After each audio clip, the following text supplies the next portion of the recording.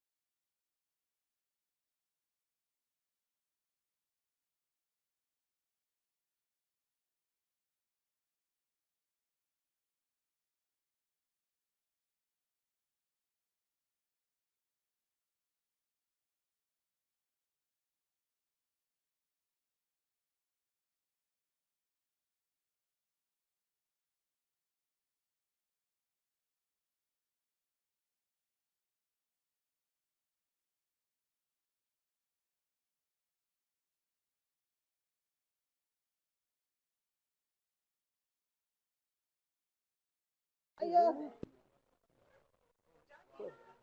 John, do I know Roger? Hello, John. Yeah, we have. I recognize you. What? It's an extinguished light.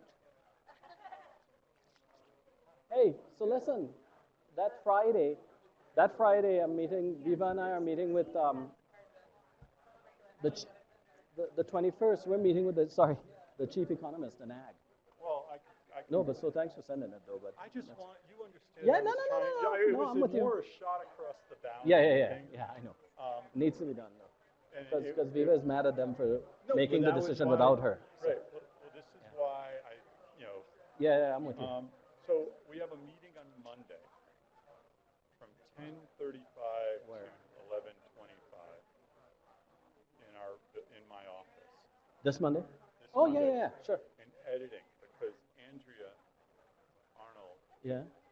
sent us an email saying you have to rewrite Oh. the ST because workforce management says that it doesn't mention the relevance to national security or public safety. Oh, right. And I was like, you know, what you gave us didn't mention it. Right. We tried to make it better, but we didn't. All right, let's do it. Right. So what? Brian, When did that come back? You came in this evening. Oh. And I was like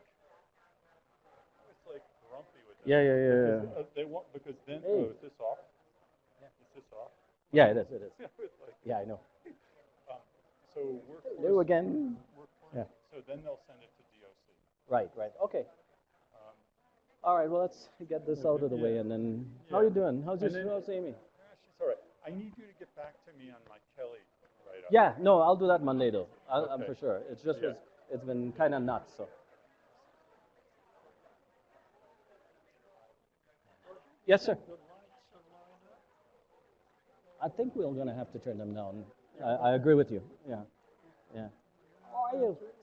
No, there's someone in the back is going to. Let me do it. Let me find something, and then is in front, right? Yeah.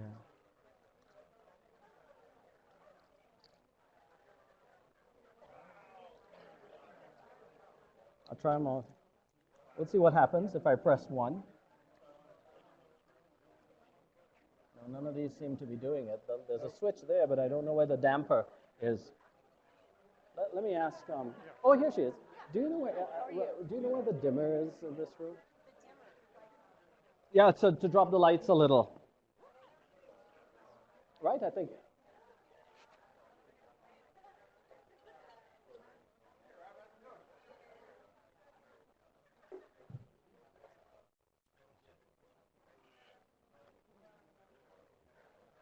Ooh, sorry.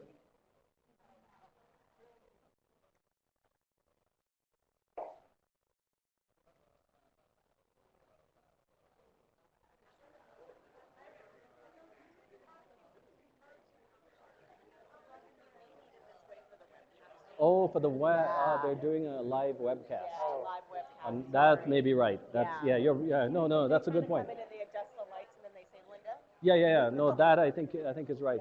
We're almost ready. Yeah, there's some folks. There's Burden. Yeah. Oh, good. We got a good Friday afternoon. This is pretty good for a Friday afternoon. Right? Yeah, 4 o'clock on a Friday. That's not bad. Yeah, I'm so sorry about the dinner thing. We have to go and then. No, don't even. You know, it's always optional. It's nice though. It's a very nice thing to. Good. You know, No worries at all. Okay. So we're actually contemplating moving it back to 3 o'clock. I think that would be great. Yeah. We've had a few proposals, and I just think That would have been, and a lot of people have told me that. It's just, okay, we're heading here. If they're meeting people for dinner at 6, then they can't come, things like that. Well, and I was kind of relieved actually when you canceled the reception or the dinner because Yeah. the reception is always kind of rushed. Right. You know, the speaker usually doesn't get down until 5:15, 5:30. Right. And then they have to be gone by 6. Yeah, so that works, so and that'll be fine. Yeah. Thank you for coming over. We appreciate it. Oh, no, this is working great. Excellent. Okay, great. Let me just poke down the hall. Good to see you. How are you? Yeah. I don't see you enough. And mainly because I'm not here. Well, I know. That's, Exactly. nice to see. All right.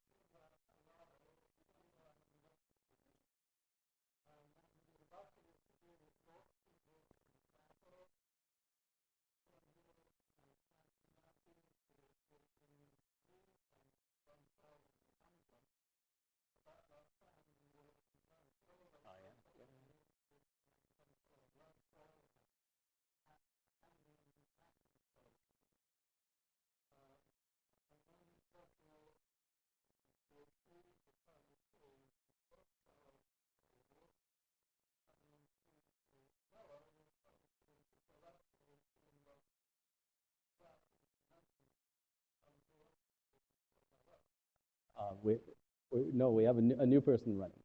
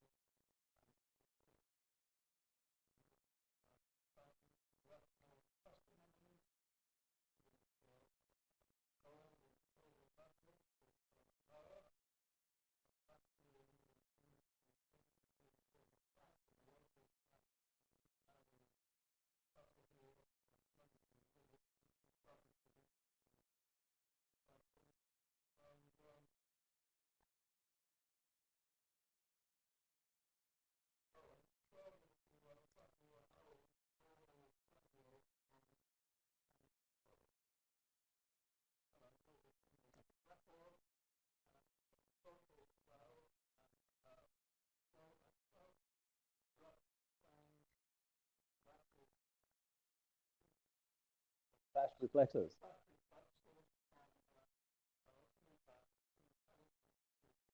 Yes, we'll go with that. That's a little addition. Hey.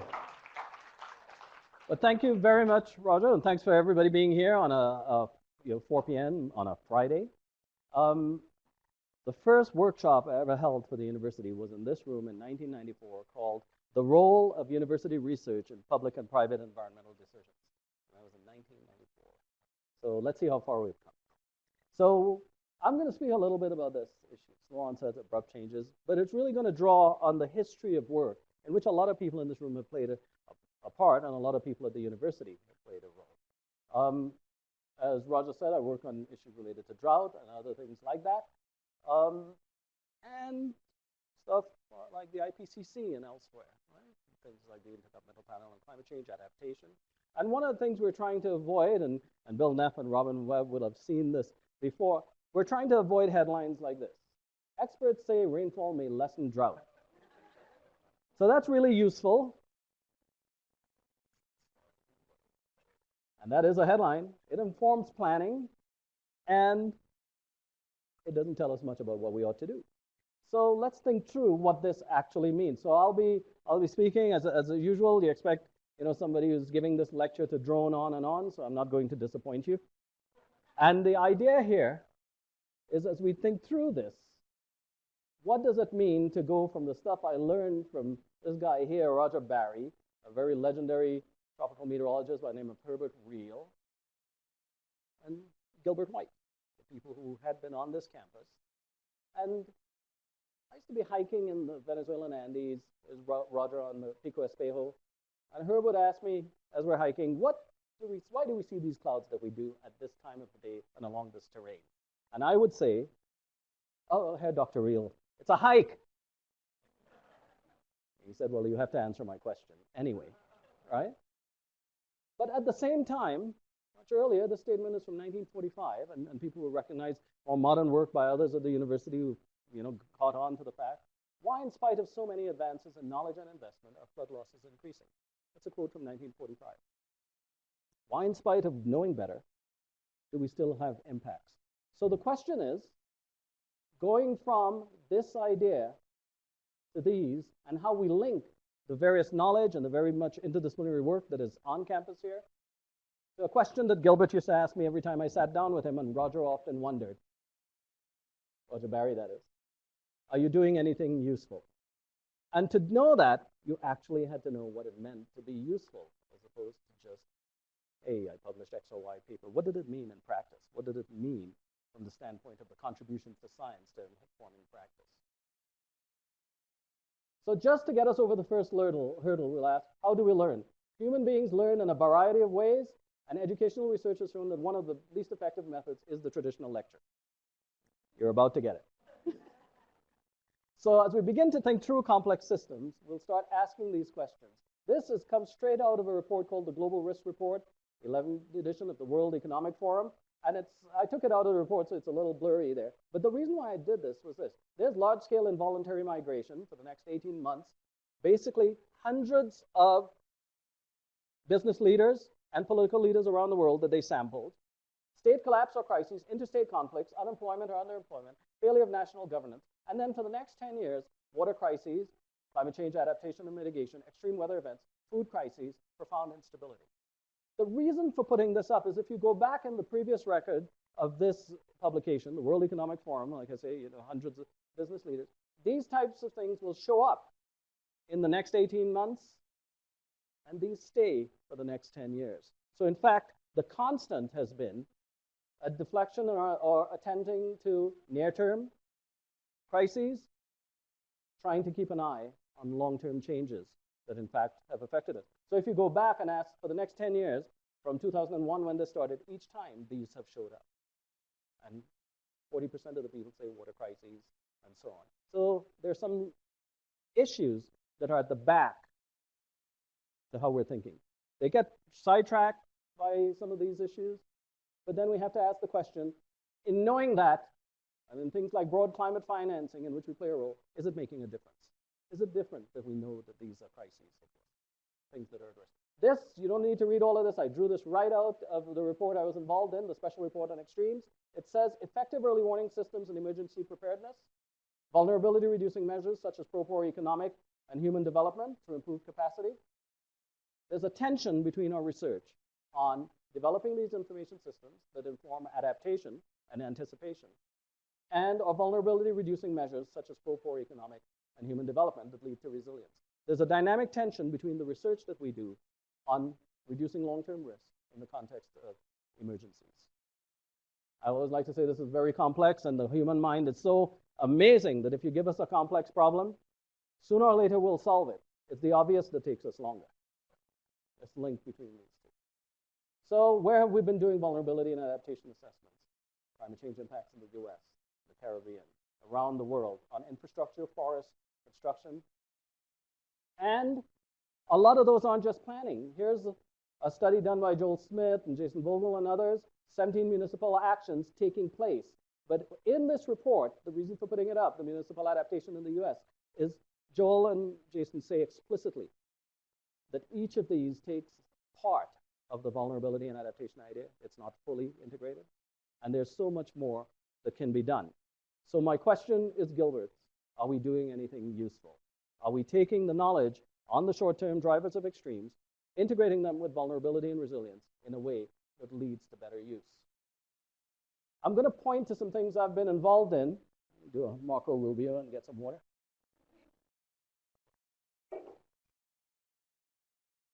In things like the RISAs, the Regional Integrated Sciences and Assessments, which I was fortunate to be involved in from its very inception. I coined the name RISAs for this.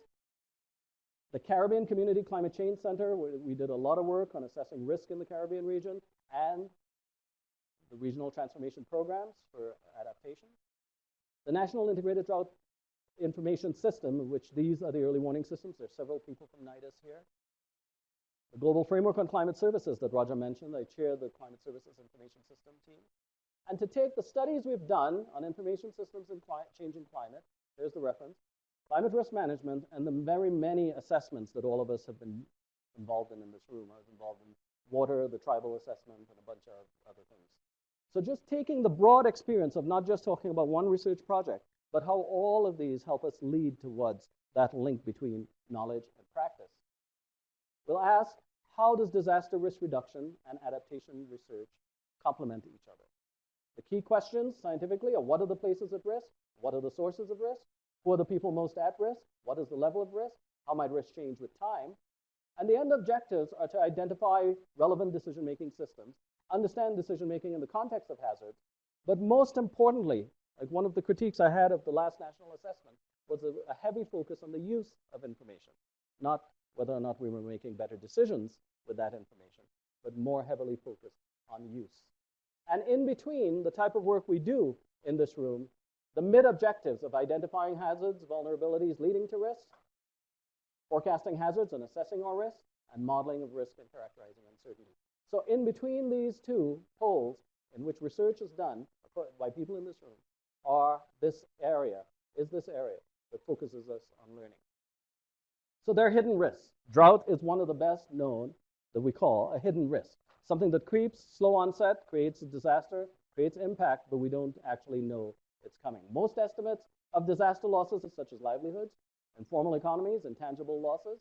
In some areas, drying due to climate change might overwhelm the periodic droughts in those areas.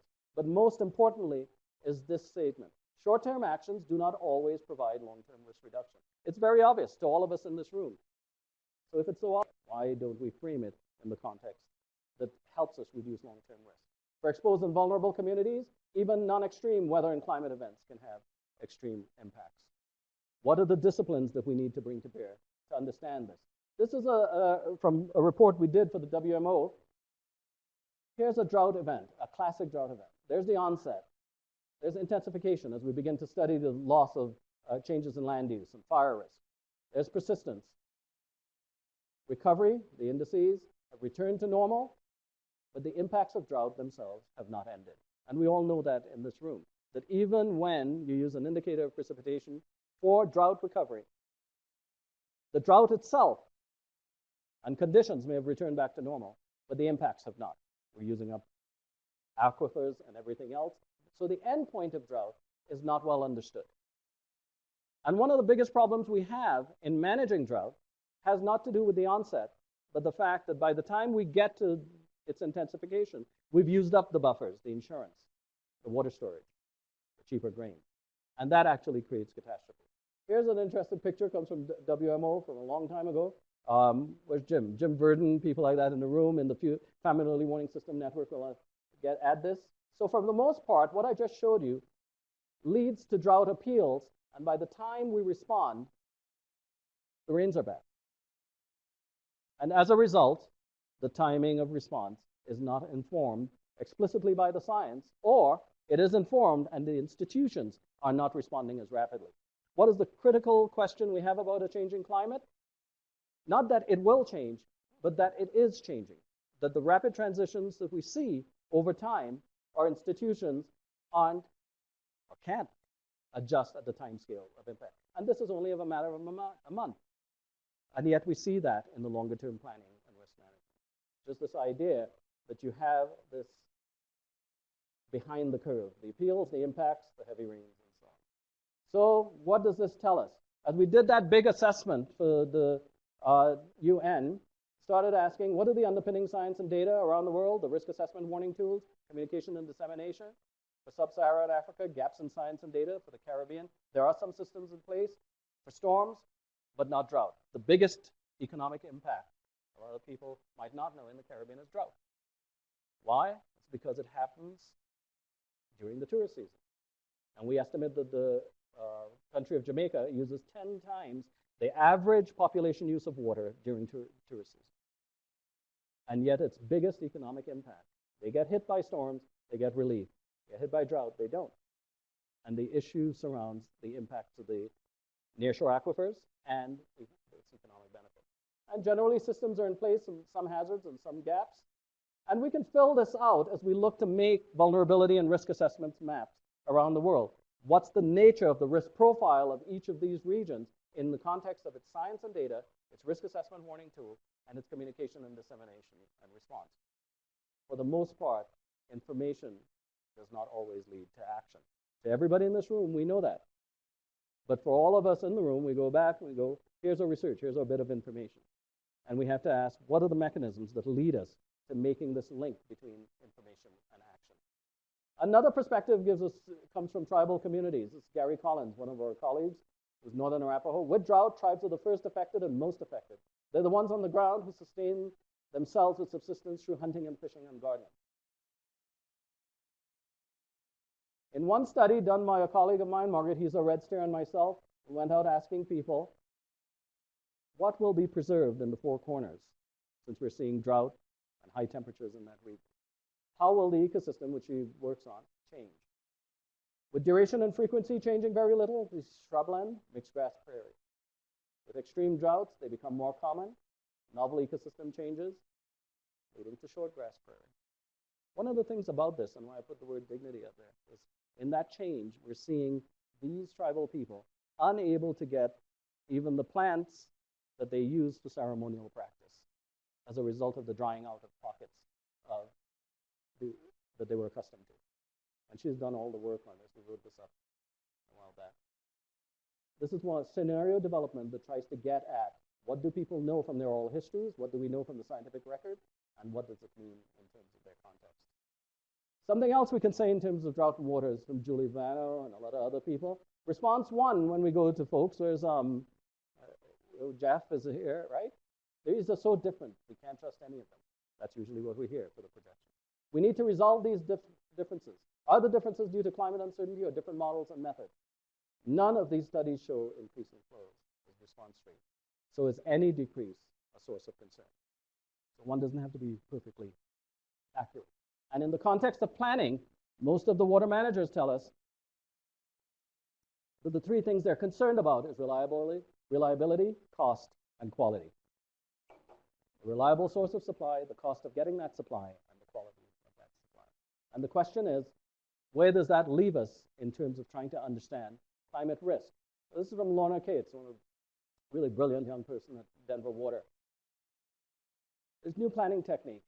The additional precipitation needed to offset warming might be about 10%. There's a lot of work being done on that. Understanding uncertainty in science for applications and adaptive planning leaves us with this notion that we are at a decision point. The original definition of the word crisis means decision. It came from the Greek. Another little bit of an anecdote from Gilbert was, do people know where the word rival comes from? The word rival comes from the person that moves across from you on the river is your rival. It's a French origin. The person that moves across from you and takes water that you have access to became your rival. There's a long history in the way we use words and concepts and the ideas behind them. So what is the message? In the context of a changing climate, despite advances to date, predicting the future hydroclimate variables precisely will remain a major challenge. Nature is complex, and observing and modeling its nonlinear behavior is very challenging, especially the reliability of high-resolution information generated by models. Long-term and sustained observation programs are critical, especially for verification. Without some degree of verifiability, it's hard to expect that people will use them. So factoring resiliency, as we all know in water resources system design, is still the safest approach. And the question remains as we do our work, are we pursuing spurious certitude through spurious rigor? It's a famous book in philosophy, read right when Jim Nicol was teaching applied ethics here in philosophy that I had to read, called The Illusion of Technique. The fact that using multiple techniques lead us to think that we're being more rigorous, when in fact learning is not taking place because we're not getting towards an answer. So if it's so easy, why is it so hard? If knowing all of that, you can create the Dreadnought class starship, the perfect starship that can take out any Klingon, why is it so hard?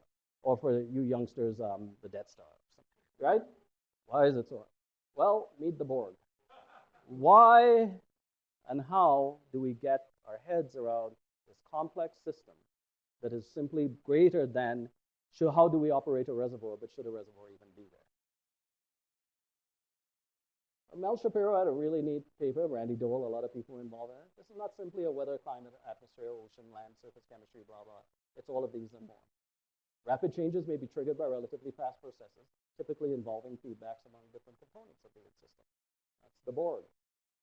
As Alvin Toffler, who passed away last year, used to say, the rates of change have implications quite apart from and sometimes more important than the directions of change. This is why I think the fundamental question in a changing environment is, what do we understand about the changes in thresholds and our institution base for learning? How does that match the rate of change? We can always wait and lag over time. We've learned to protect the environment. We learned a whole lot of stuff, but it took a long time to get to that. And as Inez Fung pointed out quite truly, the stimulus to take the models to another level is driven by this question. Glimpses of realism should be hoped for, but their absence should not be causes of despair, because much can be learned from the process of model development and comparison and refinement as heuristics, not simply predictions for actions. So let me see how, besides Bill, who is old here, when was the Summer of Love? All right, Dave Fahey. Oh, well, you don't remember it. Yeah. He was there, he just doesn't remember it. There's the Summer of Love. There's Watergate. When was Watergate? Right? The year, right? We are closer to 450, 9 billion people than to either of those things. And yet they're part of our history, right? Things that we remember. We're closer to both of those this event than we are to any of those. Just to give us a sense of the perspective. So the climate, it is a changing. And just remember, I coined that phrase, so when I get a chance to refuse a Nobel Prize, he wouldn't be the only one. It's 9 billion, yeah. It should be 9 billion, yeah. Yeah. Whatever it is, yeah. Yeah, I have one more set of 3. Yeah. Well, I don't know what you've been up to, Jim. It could be another billion there. Could be another billion there somewhere. So we have a strong risk of underestimating the complexity of adaptation. There's increasing recognition of adaptation buffers arising from ecosystems, but little commensurate action to support this awareness. We know it to be true. Carol knows it. I learned this from her, right? We've known this for a long time.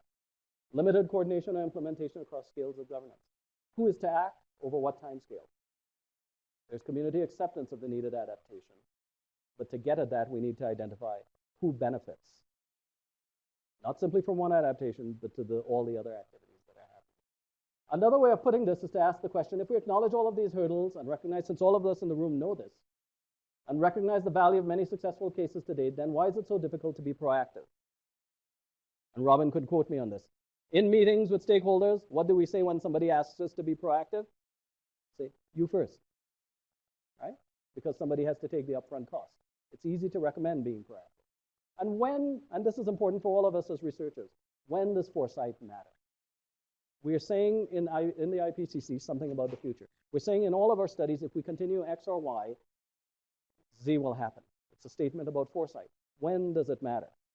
We've done a lot of work showing that some events lead to policies, some events don't. When do we learn lessons simply rather than drawing them? As other people have heard me say, I like to talk about early warning. And my favorite line about early warning is, early warning is like taking your car to the mechanic and she says, I couldn't fix your brakes, so I fixed your horn. It's a statement about where you might be going, but it really doesn't stop you from going there, right? So we have to understand how that becomes embedded and how we learn before we get to 9 trillion. So one of the reasons why that's hard to do is what has been called the hydrological cycle, right?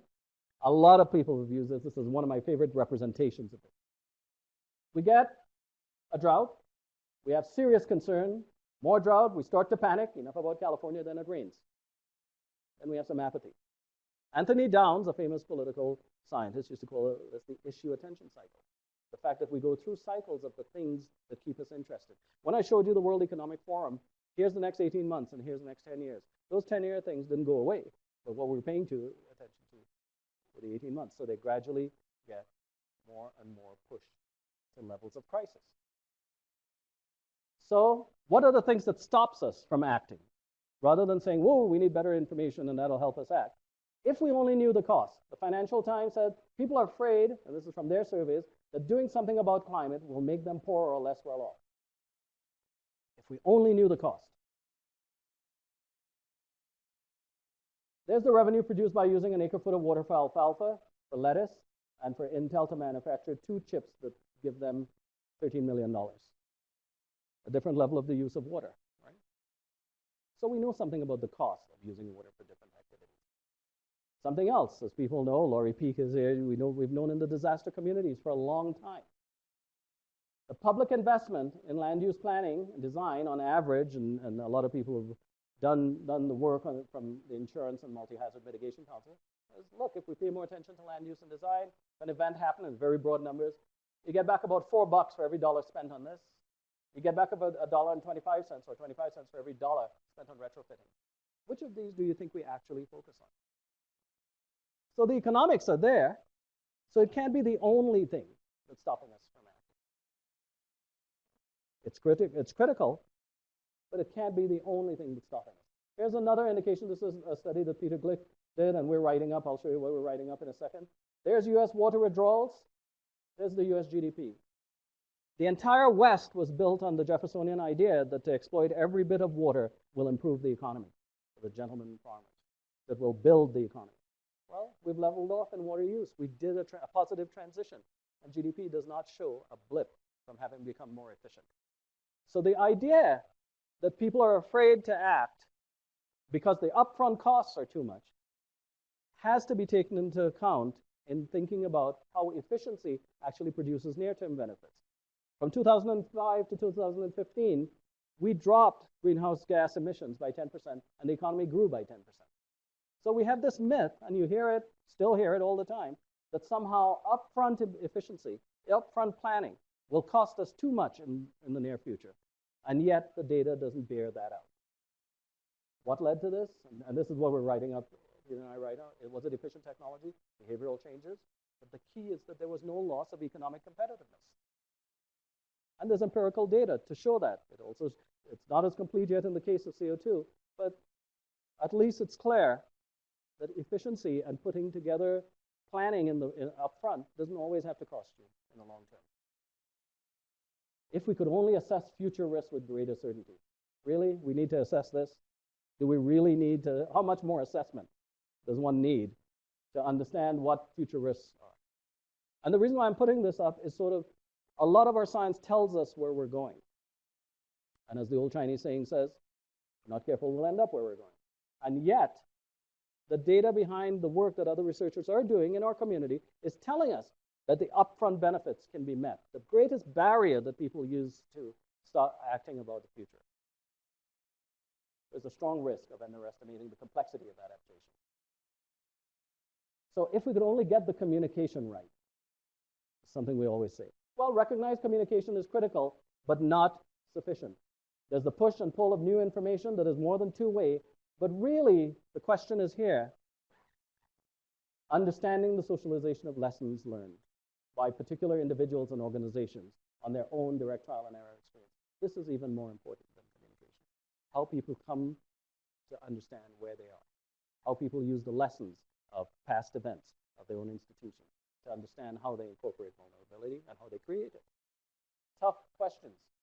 If we have more critical, immediate concerns. Well, right now, we have a large interest from defense on the issue of fragile states and water scarcity. Years ago, a colleague of mine, Wadid Arian, did the early work in Syria to show that the changes in Syria that were occurring because of food security were helping to exacerbate unrest and fragile conditions. It didn't cause it, right? There are serious governance and other issues surrounding that, but it certainly exacerbated conditions. Wadid had to leave Syria and go to Egypt. He's now the water planner for the League of Arab Nations. But now there's a lot of interest based on that case on places around the world that actually have environmental change, unrest. They may be linked, they may not be, but there's a lot of work that the defense is interested in trying to understand that link. This was from a report that we wrote up, the drought risk of the Global Assessment Report of the UN International Strategy on Disaster Risk Reduction. So 4 big issues, and we have responses to all 4 of them in the research and in the literature. So we have the hazards, disaster, and climate adaptation research family.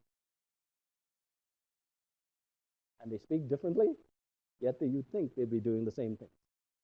See, they will never agree, said the 19th century wit Reverend Sidney Smith when he saw 2 people shouting at each other from houses on the opposite sides of Edinburgh Street. They're arguing from different premises. I knew Roger would like that. I knew Roger would like that one. Huh? All right? As I like to say, this family reminds me of Game of Thrones. Anyway. So moving forward, where do we go? How do we think through the fact, and Roger Gilbert will always ask me, what do you do with what you know? Not let's rediscover that participation matters and planning matters and important. Oh, you know, if we act up front, risks will be taken care of. Yeah, we all know that.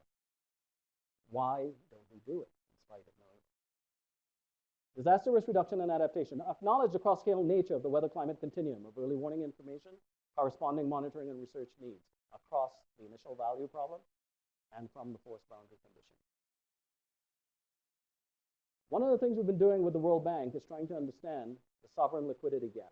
What we understand from the Earth system models, what we understand from weather, the place where we're funding the least is when a weather event happens, how to get resources into place to fund planning for longer term resilience. We respond and we put people's lives back together and we put them back in places of risk. Or we have the Green Climate Fund that is thinking about somewhere off in 2100, which is the equivalent of saying, you're drowning 100 feet out, here's a 60-foot rope, you get the other 40 from somebody else. The idea here is to begin to target research in this area to be able to support and cover the liquidity gap that puts resources into place during an event, the windows of opportunity. And as people have heard me say before, bad ideas have windows too. The windows of opportunity that helps us plan into the long term. There's the big effort that we're undertaking, the next generation Earth system prediction on exactly that time scale of sub-seasonal to seasonal forecast.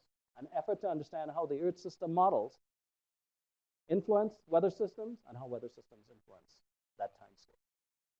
And that framing is actually where most of the resources, most of the planning for infrastructure, much of the liquidity matters. Another place that we think in terms of is observations. One of the studies we did for the Global Climate Observing System, I'm on the steering committee, was this. It showed that the observational systems around the world are too sparse to support adaptation. In other words, it takes so long to assimilate information to map changes that the people living in those regions actually don't see the change until way later than they should. And therefore, it delays adaptation. And one of the things we're trying to do, and we're funding part of this, is help develop the citizen scientists measuring precipitation in their backyard, the COCORAS system. Who uses COCORAS? Weather forecasters, hydrologists, many others, recreation. So our question remains for our group, as we think through the integrated approach that series does, what's the pathways that lower resilience, and what's the pathways that help us move to higher resilience? If we're not careful, we'll end up where we're going. So I always like to say, it's good to walk a mile in somebody else's shoes. And why is that? Because if they're mad at you, you're a mile away and they're barefoot, right?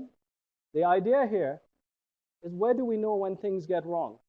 One colleague, the guy that invented the phrase adaptive management, Carl Walters, basically did a study a few years ago that showed that we have many modeling successes of adaptive management, but only 3 or 4 implementation successes.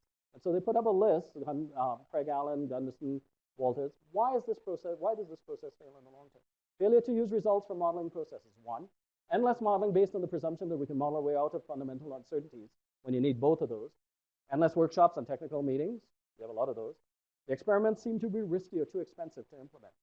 We have value conflicts associated with resource trade-off and the failure to identify objectives. So I need all of the product features that each of you demanded. Now our product is a wordless hodgepodge of complexity. I appreciate all your input. I could not have failed without you. The essence of teamwork. But to be less facetious, we also know why things work. Based on all those studies I mentioned, people in this room, myself and others have done, when things go right, or at least okay, what has led to being proactive? Events of opportunity, as we all know. And let's realize that. We do very little planning for the future just based on information of the future. Existing social basis or even pressures for securing the common good. How we go about doing that is the function of a lot of studies that are being done here in public policy and by the RISAs and others. The leadership and public are engaged. When that happens, it works. The collaborative framework between research and management that is problem-focused exists. That is the nature of our interface. Everyone in this room, I'm trying to make that link. And most critically, at least one or more persons dedicated to championing the issue, a science policy entrepreneur, is there to make it work. Carl Walters wrote a great paper in Ambio. Said, what makes adaptive management work? He said there were 3 things.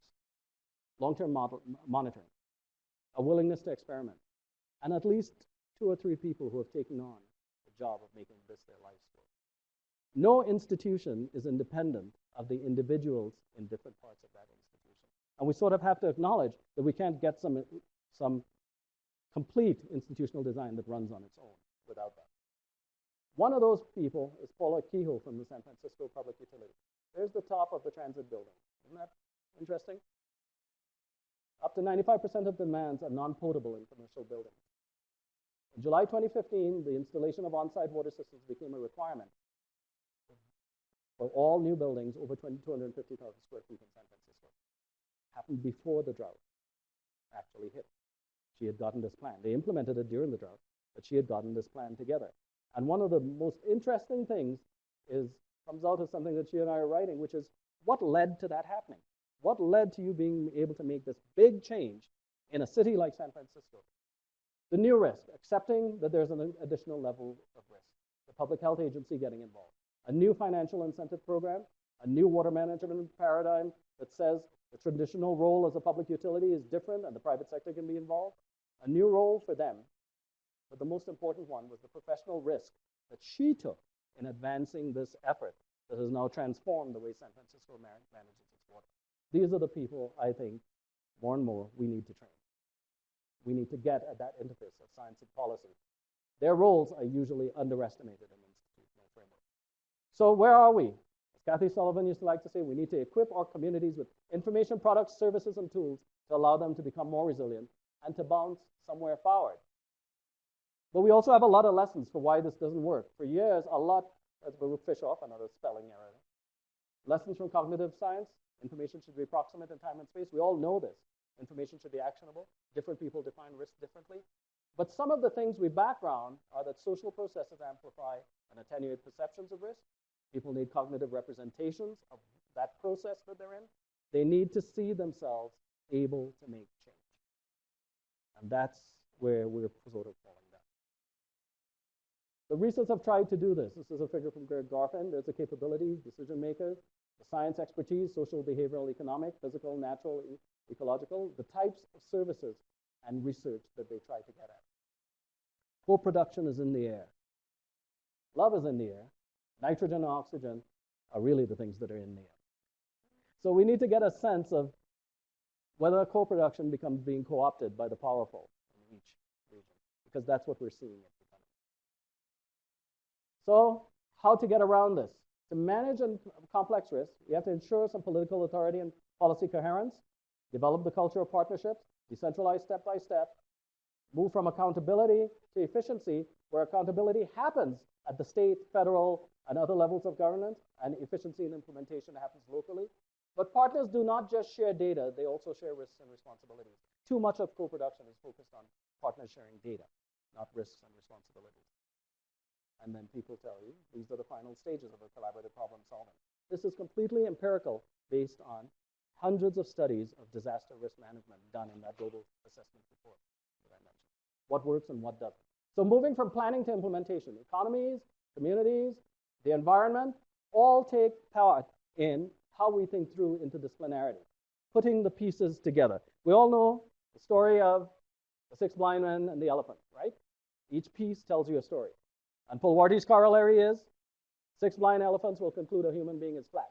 If we all agree on the same model, we will not map a future. We will map just what the model tells us. As we all know, responding to model output is very different from responding to the full spectrum and the beauty that is in climate.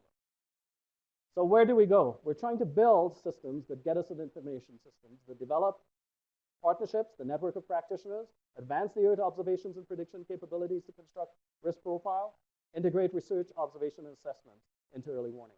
This is a new model we're trying to pick up in NOAA and elsewhere on how to build information systems that create integrated knowledge and to do it for a long time. One of these that we're trying to do is trying to get at climate services and monitoring, subseasonal, interannual, multi-decadal, and projections. The indicators are being produced at the global level by researchers. Services have to be at the country level. This is the goal of the Global Framework on Climate Services.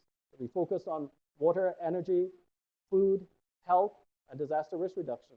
And as part of the goal of the Climate Services Information System is to integrate the data and information across these timescales. The other case we're making is that public and private investments and business cases exist. But the ability to access and interact with the federal sector research activity is an important determinant of the productivity of downstream state and private sector research. This report was done by AECOM. We worked with them on it, and by IBM. They're the ones that's saying without federal sector research, they cannot build their benefits into the long term. We're hearing something very differently at this time. But yet, the businesses themselves are telling you that they cannot do their innovation without having this integrated view of public sector research. So our challenge is to sustain collaborative networks across research, observation, services, and decision making. There's a river, there's a dike, or ancient Chinese symbol tells you they add up to political order. But in my second to last slide, I like to put this up because it always is convincing, right? We have important research, we have a lot of actions. So the cat has hired her consultants, and the consultants have run their models, and they've said, it's a bird. It has all the dimensions of a bird. It has a beak. It has feathers. I saw it fly. The eagle is looking at the cat and going, what the hell are you thinking? So overconfidence and uncertainty is not just what you don't know. It's what you've come to know that is not so. How are things changing into the future in ways that are not bounded by our adaptations? As we all like to talk about Western water, interbasin transfers have brought us power, somewhat navigation, and water. Yet when both basins are drying, that doesn't work. And so there's a lot of overconfidence in terms of thinking that are not just the past record, but our past methods can get us to this. The fundamental adaptation question is, how often or when should we revise our assumptions? That's the scientific question. So one lesson emerges, that if environmental problems are to be pursued rigorously enough and with sufficient attention to likely contributions from other disciplines, they may foster constructive alteration in public policy. This is from Gilbert's work. Laurie Peake, who's here, is running a program, an effort within NSF, trying to get at exactly how do we construct interdisciplinary knowledge in ways that get us a constructive alteration in public policy. But I think this is where we are. This is why cooperative institutes actually exist. So to end, just about, we have ordinary problems, how you might run a reservoir, you have the water, you have governance and policy questions, trust and relationships, the constitutive, what is the law and what is cultural, and who decides. We have the impacts on population, affluence, resources, and technology, yet what makes us make decisions for others is culture, capacity, and communication. We anticipate, synchronize across roles, and then we decompensate. We use up our buffers too rapidly. In engineering, decompensation simply means getting rid of your backup systems before you know that you need them. The best backup system, example of a backup system we've had in the United States, is the Conservation Reserve Program developed by the USDA after the Dust Bowl. It's still in existence, it's always under pressure, but there's a piece, there are lands, 2.5 million acres, that are basically available during drought to be used, but put aside as a buffer. That's really foresight, and we have examples of that. And I have a lot of examples of people who have influenced me, some of whom are in this room. So for interdisciplinarity, I've drawn on a lot of people, and so they're all to blame. So thank you very much. I like to put this up because this shows that the littlest amongst us knows that collaboration could get you some water. But when we see a lot of wordles like this, don't believe them. Here's the wordle from the adaptation forum, the big picture, right? The largest adaptation meeting room. Management, changes, stakeholders, private, planning, and down here it has Pulwarty. So it obviously does not lead to action. Thank you very much.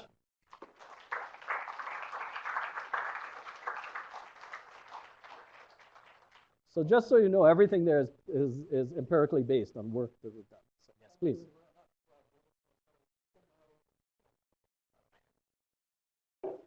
Or assertions. Yes. Yeah. Adaptive management. Yeah. Yeah.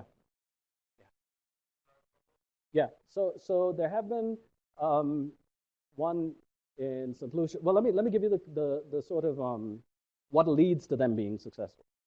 And now adaptive management is a very, very constrained notion of adaptation. You put a pulse, you put a perturbation in the system, and we learn how to manage it from that. Where we've had the engagement of the public and leadership, and where we've also had a framework for linking research to that management, that's where it's worked. What I showed you is completely empirical in the sense that it is based on what has worked. When it has not worked is when we're trying to get the final answer too precisely. And people use that as a dodge for not having better collaboration. So there are about 4 of them. Now, there are several adaptation programs. Now, we reviewed thousands of these for the 5th assessment report, and most of them were just planning, not actual implementation. But where they're implementing, the fact that you have a few people who have taken it on to do is unavoidable. The fact that you have a social basis for collaboration is unavoidable. So the undermining of democratic institutions and planning plays a big role in why adaptation might not work. And in many places I go, like we work around the world, I say, if you can't get an early warning system coordinated and developed, you're not doing adaptation. That's a more complex problem. So when you have the issue of a crisis, whether it's law or an event, when you have the public and leadership engaged, a social basis for collaboration, and you have 2 or 3 people that have taken this up, that's the only places we've seen it work. Then the science can be brought to bear in a way that values the rigor in the science as opposed to just dismissing. Yes.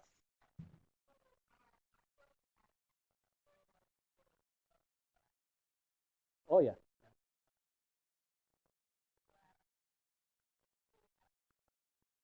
Yeah, I know. Yeah.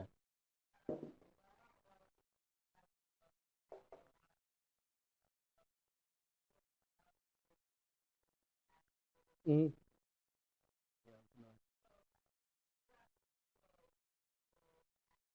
Yeah, yeah, yeah. Right. So how they learn. Now, one of the things they did was for the first time in their record, pass a Groundwater Management Act, which was now, what was interesting during that drought, the recent one, was that people actually saved more water than was mandated by the state. Well, the state just relaxed all of those requirements, just like last week or so. So getting past that, I'm not sure how we get past it unless what we do is have people who are building the networks doing the engagement and have that continuous. So I don't have an answer for you as to how California will change, but let's look at it a different way, right? California has a $44 billion agricultural industry. They actually made, not agriculture, but the state made money during the drought. So it's not an issue. The biggest earning year for agriculture in the United States was 2012, when the greatest widespread drought that occurred since the 1930s. Okay. And the reason for that was the prices of things went high. The biggest impact of the 1950s drought in the Midwest was the loss of small family farms and the rise of agribusinesses. So now you can see who's getting the benefits of this. One of the biggest impacts we had from the drought in California was the loss of organic farms who do not have a prior right to water. And the environment. One of the things that California did during the 1980s drought, the 87 to 92 drought, which led to the rise of water markets in the West, was take the water from the environment.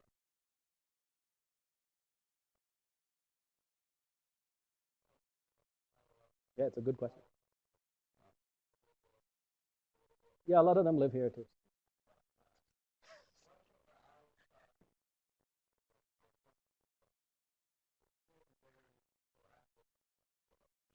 Yes, yes, that's true.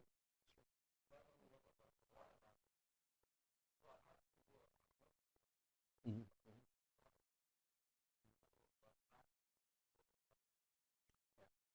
So one of the things about it has been that so Southern California Metropolitan Water District in LA gets 25% of its water guaranteed from the Colorado River. So they don't have to worry too much about being more efficient. But they have been anyway. There's a lot of new techniques that came out of the recent drought that led to increases in water spreading and refilling of aquifers. One of the things that they have done that's innovative is actually getting at, through the Groundwater Management Act, an opportunity to stave off buffers. Where you're correct is that it hasn't changed from a supply side. It's all about building ways to get that supply. And so that's absolutely correct in that sense, whereas they've been focused much more on energy efficiency before. So it's still focused on a supply side as opposed to greater efficiency. One of the worst things we can see in the context of a changing climate is the aging water infrastructure.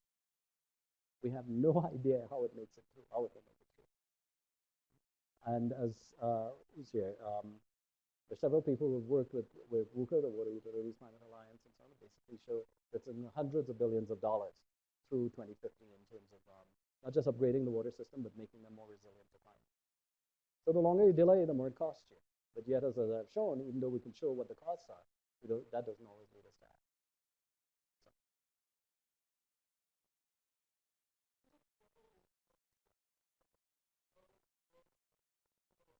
know who that is.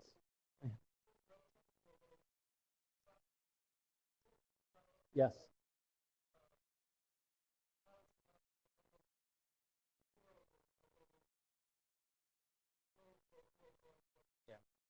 Yeah, yeah, yeah. What's wrong with that? Yeah, yeah, I'm with you. I'm with you. I'm with you, Jim. It's an idea. The thing is, what I wanted to get at with that science policy entrepreneur thing is not to overpraise the individual, but to say those are the ones who need the support of the institutions, right, to be able to continue doing what they're doing. They're the ones who bring integrated knowledge into change. And so, yes, please introduce you. What's your name? Right.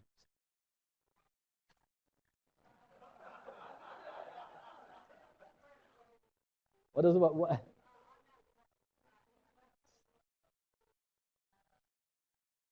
Paula Kehoe. Yeah, yeah.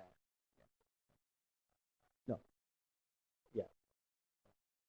So the deputy mayor allowed it to happen. And this is what I mean by having who in the institution. None of these folks do all of these things by themselves. And there has to be an institution and support that lets them do it. And that's the only time we can take that role. But what I wanted to get at too was that in doing interdisciplinary work, even in the university environment, and we talked about this last week, it's a professional risk that people take to do something differently. So the mayor. So there are a lot, actually, a lot of the support for it came from public health. A lot of the support for it came from public health. And she has the list of people. But the issue was, again, allowing you to take those risks. And she used a lot of our information in doing it, right? What's the projections in terms of drying? What's the projections in terms of being able to refill certain things? Where is the water supply from San Francisco coming from? How reliable is that? All of that was used to help get to where she is. So the science, she definitely put it on the table.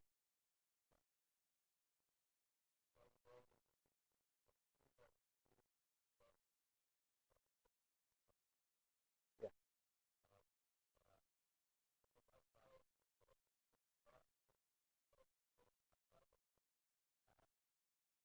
I know.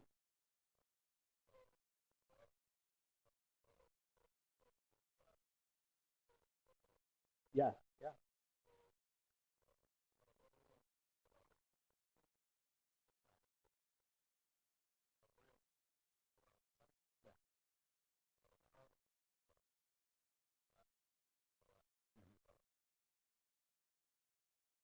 yeah. So now this is something that's been in the philosophy literature for a long time, right? Of different kinds, which is whether it be future generations, right? Intergenerational equity, basically. The idea of discounting future risk because the present is more valuable. The issue has a lot to do with unless the most large-scale changes, that argument appeals to certain people and does not appeal to a whole lot of people. And we can tell them it's unethical, and they'll go, who are you to tell me it's unethical? And so what I'm trying to do with a lot of this is to show that, in fact, you can get at the longer term if we treat the intervening timescales with enough attention to show the benefits to the people that we're trying to convince. So discounting the future, I mean, as all of us know, the equivalent is a dollar isn't going to be worth the same as a dollar into the future. They do not see the benefits the same way. They don't see the future benefit. And you can't, there's no way to convince some folks that that matters more. And those are the people that I'm sort of after. Because if we don't, then we only have small pockets that are thinking about future equity and future benefits. So I fully agree with you on it as a framing, but I see it as people saying, all of what I'm telling you is the precautionary principle. Well, since we've known that for a long time, why haven't we been doing it? So I'm trying to get at, if we know that the future generations, future values, intrinsic value matters, and between economics and intrinsic value is culture, right? If we know those things matter, how do we treat it in a way that gets us at not simply awareness, but decisions in the near term that help us get at future benefits? Because the more we tell them or say to other people that this should be part of your ethical thinking, the more they react and say, don't That's none of your business. So I just want to be clear. And a lot of people say, well, look, politicians only have a 4-year time horizon. Businesses have a daily time horizon. So we have to keep in mind what sort of benefits, why are people, not only economic, why are people's well-being better off for engaging? Not everything now, but enough so that it builds a future that we want to be in. So I agree with the framing. I just keep asking in spite of knowing that, what are we doing?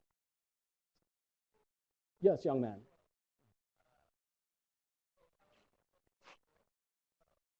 Yeah.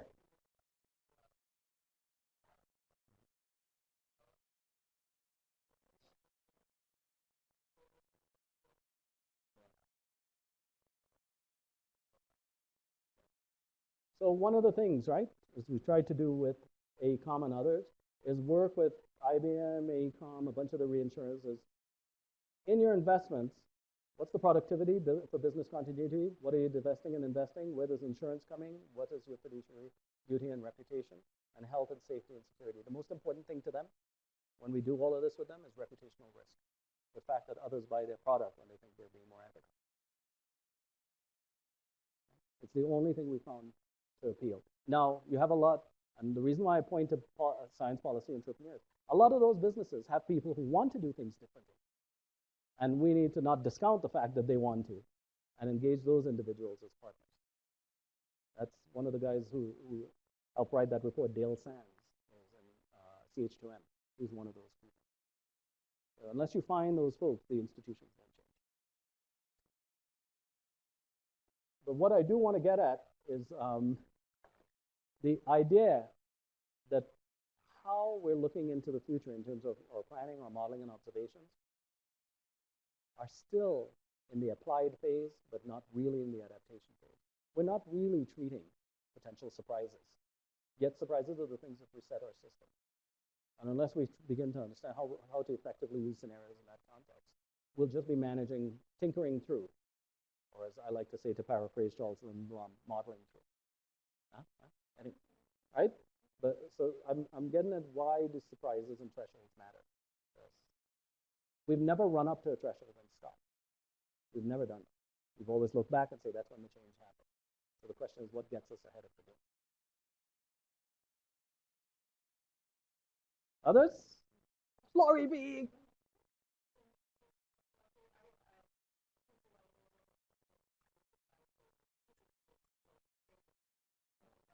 Bill Neff is going to be, yeah.